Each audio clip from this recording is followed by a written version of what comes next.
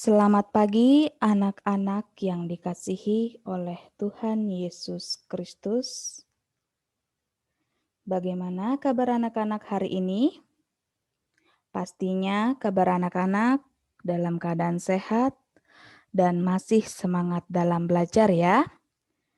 Ya, anak-anak, hari ini kita akan belajar pendidikan agama Katolik dan budi pekerti.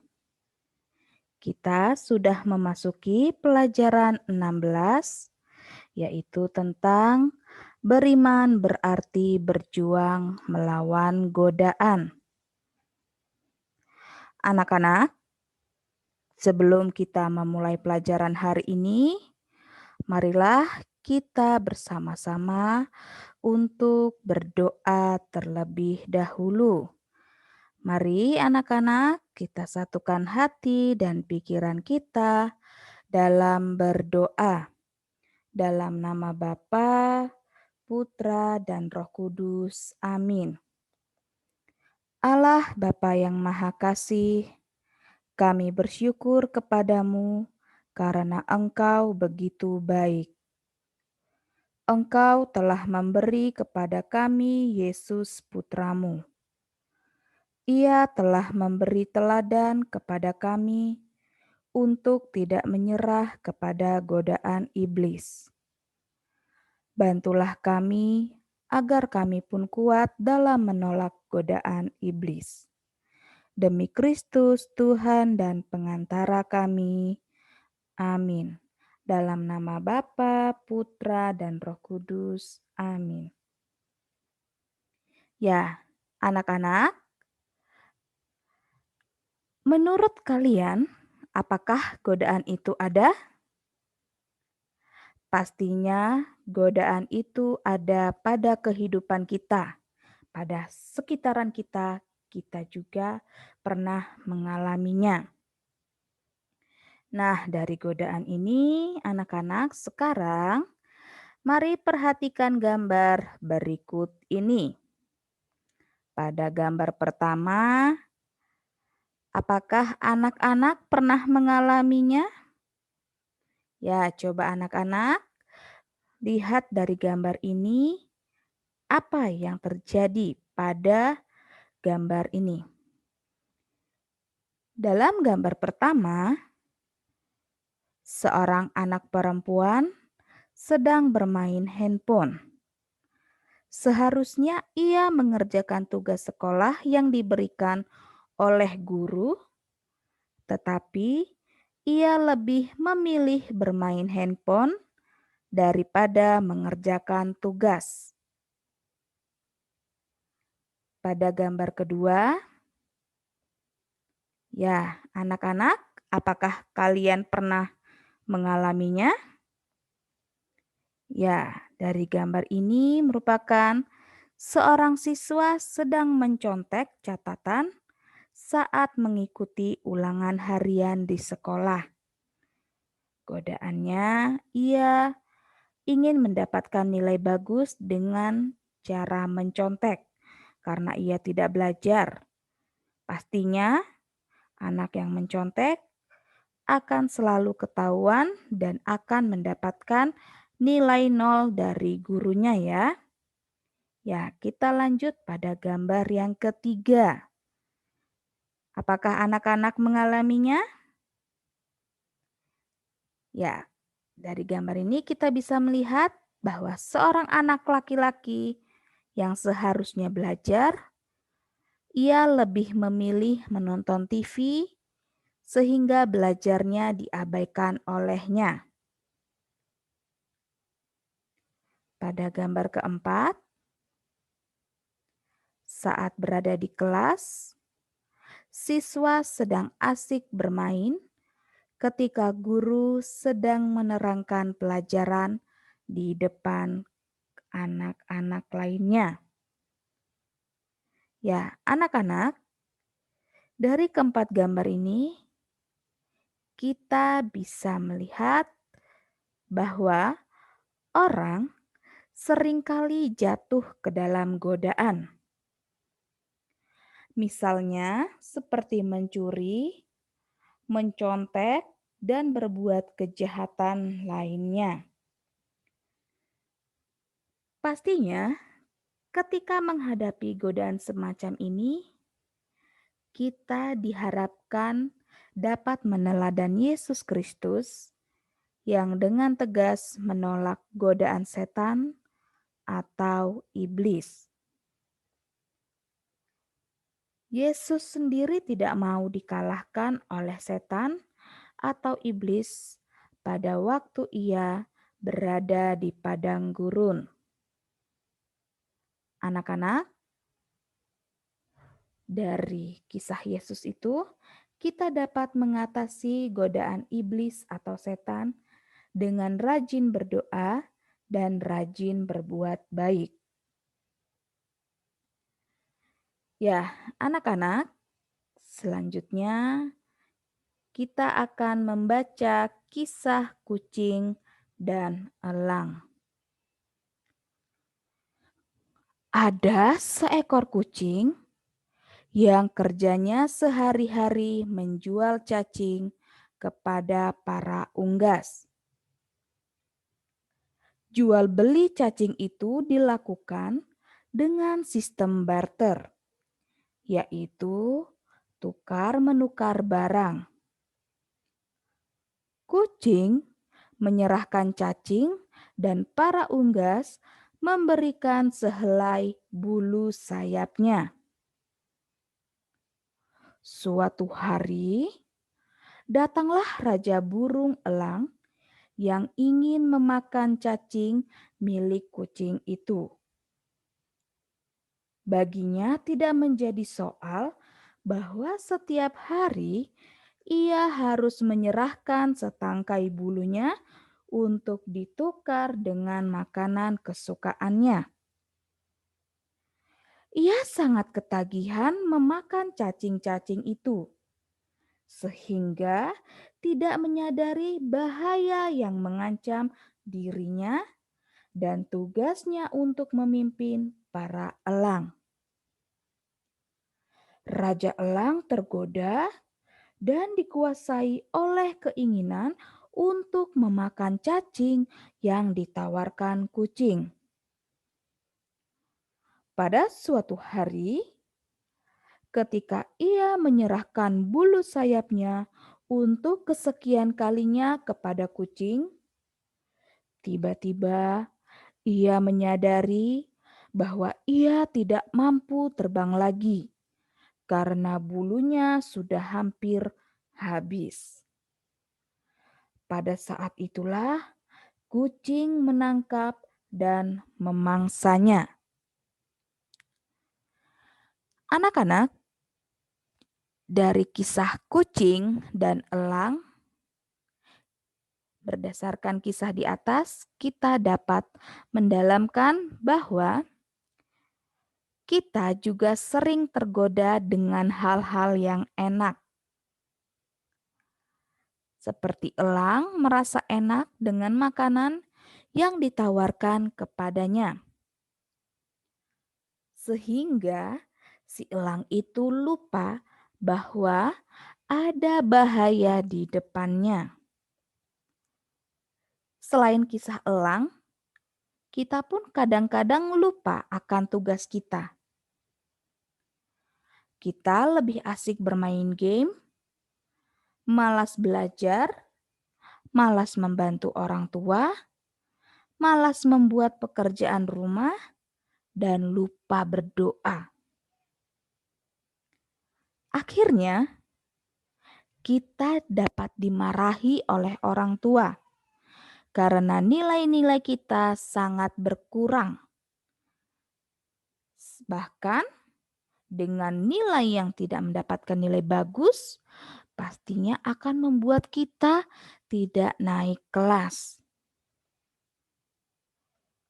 Dari kisah di atas, kita bisa belajar dari burung elang tersebut. Sebaiknya kita dapat mengatasi godaan-godaan seperti itu. Caranya dengan rajin belajar, berdoa, dan rajin membantu orang tua. Anak-anak, sekarang kita akan menonton video animasi kitab suci tentang Yesus digoda oleh iblis. Mari anak-anak kita bersama-sama menonton video animasi kitab suci berikut ini.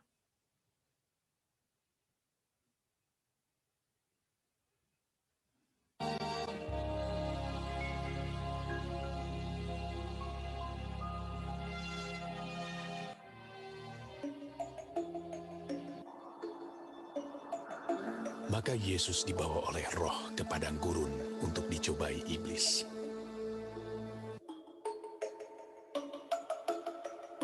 Dan setelah berpuasa 40 hari dan 40 malam,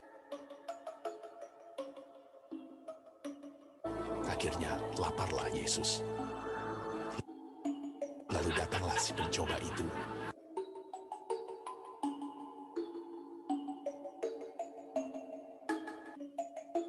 dan berkata kepadanya, "Jika engkau anak Allah, perintahkanlah supaya batu-batu ini menjadi roti."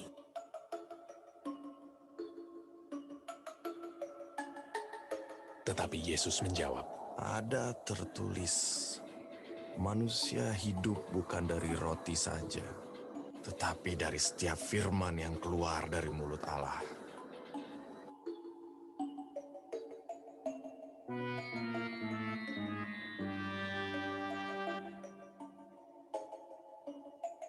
Kemudian iblis membawanya ke kota suci dan menempatkan dia di bubungan bait Allah. Lalu berkata kepadanya, "Jika engkau anak Allah, jatuhkanlah dirimu ke bawah, sebab ada tertulis mengenai engkau, Ia akan memerintahkan malaikat-malaikatnya, dan mereka akan menatang engkau di atas tangannya, supaya kakimu jangan terantuk kepada batu." Yesus berkata kepadanya, Ada pula tertulis, janganlah engkau mencobai Tuhan Allahmu.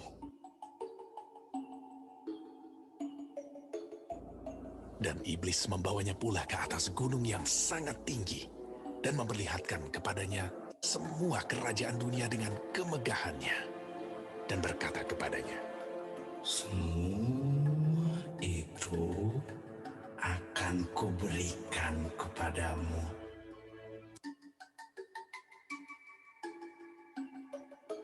jika engkau sujud menyembah Aku."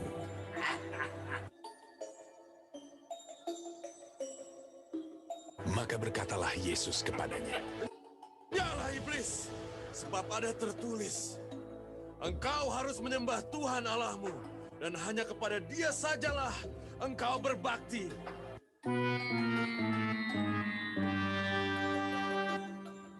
Lalu iblis meninggalkan dia. Dan lihatlah, malaikat-malaikat datang melayani Yesus.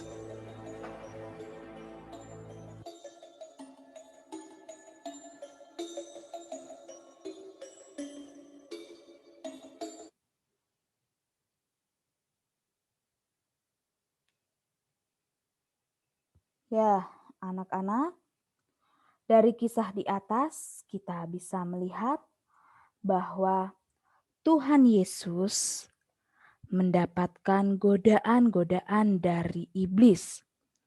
Namun, godaan-godaan dari iblis atau setan itu tidak berhasil karena Tuhan Yesus tidak terpengaruh oleh hasutan setan itu. Anak-anak, Yesus menghadapi godaan oleh setan setelah Yesus berpuasa 40 hari, 40 malam. Yesus mengalami 3 macam godaan dari setan.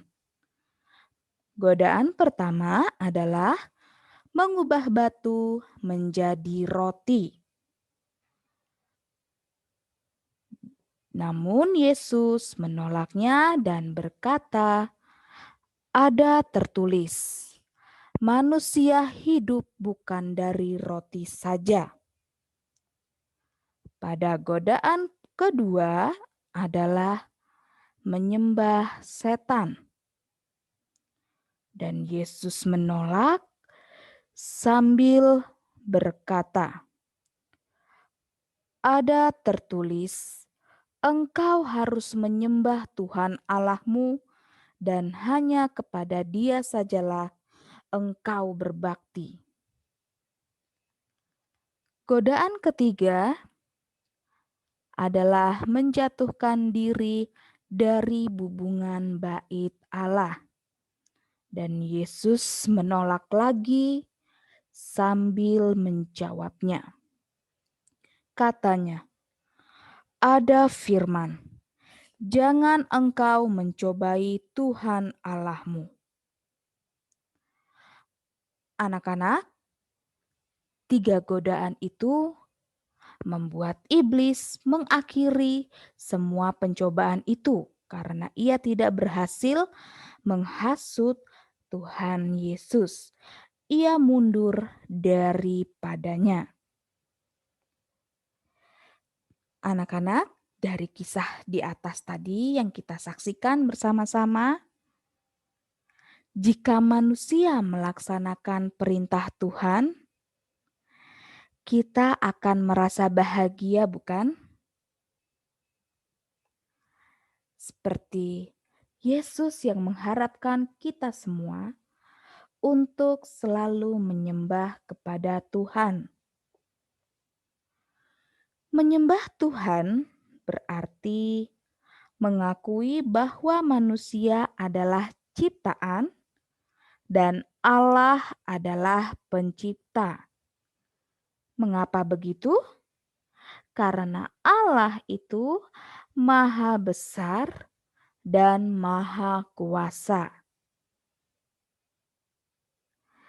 Anak-anak, kita dapat meniru teladan Yesus untuk menolak dengan tegas godaan dari iblis.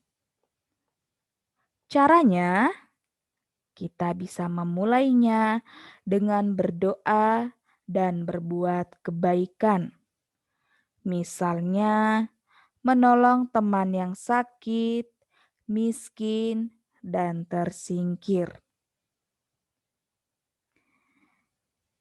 Ya, anak-anak, untuk moto atau motivasi semangat juang kita menolak godaan dari iblis, kita bisa melihat moto lebih baik mati 1000 kali daripada mengikuti godaan setan untuk berbuat dosa. Untuk kita renungkan bersama-sama, apakah aku mampu meniru Yesus yang dengan tegas menolak godaan setan? Tugas hari ini, anak-anak, ibu memberikan tugas kepada kalian untuk membuat moto kehidupan atau motivasi untuk menolak dan berjuang melawan godaan. Tulis di buku nomor 1 dengan hiasan yang indah.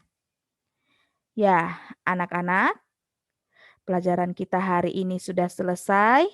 Mari anak-anak kita akhiri pelajaran hari ini dengan doa penutup. Dalam nama Bapa, Putra, dan Roh Kudus. Amin.